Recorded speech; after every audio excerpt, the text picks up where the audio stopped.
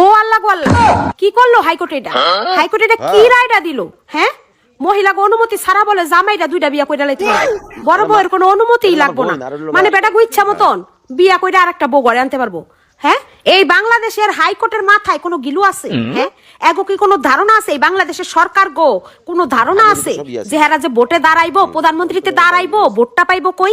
এই বাংলাদেশে পুরুষের চাইতে বেশি জনসংখ্যা হলো মহিলারা। আমরা মহিলারা যদি ভোট না দেই, সরকার না বানাই, কেডায় ভোট দিব?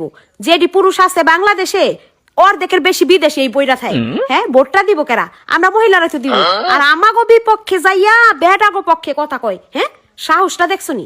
এ হাইকোর্ট শোন, মানি না এই আইন, আমরা মানি না এই রায়ও আমরা মানি না। আমরা মহিলারা দরকার লাগলে আয়নাঘর বানাবো, একটা করে আয়নাঘর আমরা নিজেরাও বানাইতে পারি। আর এই আয়নাঘরের দরকার লাগলে স্বামীগুলারে সব বন্দি করে থবো, আয়নাঘরের থেকে বাইরেতেও পারবো না, দ্বিতীয় বিয়া করতেও পারবো না। তবুও আমরা মানি না এই আইন মানি না, না কিছুতেই না।